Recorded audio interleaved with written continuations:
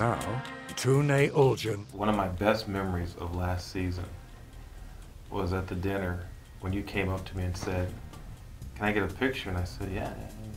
You know, I got your letter on Facebook and I had to come see you, my friend." I almost cried, man. Seriously, when you think about what people go through to make their films, produce their films, shoot their films, enter into a festival, taking a chance, and you come all that way to see your film. I just want to thank you. That was tremendous. No, thank you. Thank you for having us. Talk to me about the two guys who are in the new film. Battle 4? Yeah. Well, those guys are, well, they're from Turkey. They're from Istanbul. I went back last year and I spent a lot of time trying to find guys like I can find in Canada, because there's a big industry in Canada for action films and stuff. So, but in Turkey, I couldn't find anyone, because there's no rules in Turkey for this kind of stuff. First of all, there's no union. Right. Directors have no union, actors have no union, you know, crew has no union. So it's just like hearsay and whatever, like they make deals just by handshakes and talks. Some people don't even sign contracts. So sometimes you get your money, sometimes you don't. And so I found these two guys, they were really fans of Hong Kong cinema. And so we kind of got along really well, because I'm a big fan of, you know, old Hong Kong movies as well. How long did it take you to choreograph a fight scene? Well, the ideas come pretty quick, but turning them into reality is the problem, right? I mean, you can just, I can come up with a 4-minute fight scene in my head in half a day, like fully edited, cut, everything, done.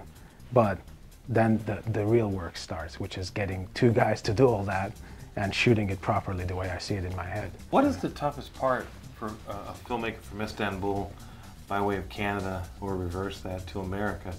What's the toughest part of getting a project made?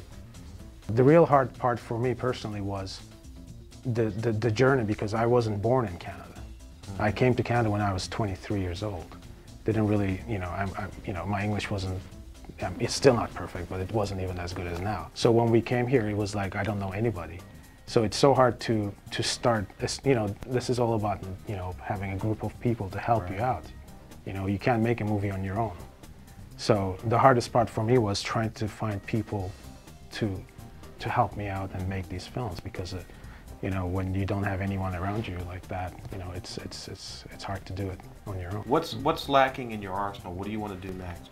I don't want to be known just as a fight choreographer either. I want to be a director, and I think the reason that I don't want to be just a choreographer is I feel that although I can adapt the choreography to any director's, you know, vision, I feel it's best, the fight choreography will work best when the director and the fight choreographer is the same person. Right. Because if I'm hired by some director and he tells a story in a certain way, and then my fight choreography comes in and it just don't work. Like the dramatic parts don't work with the fight scene. You know, you can try to balance it out, but you know, I think it's more easy if I direct the whole film.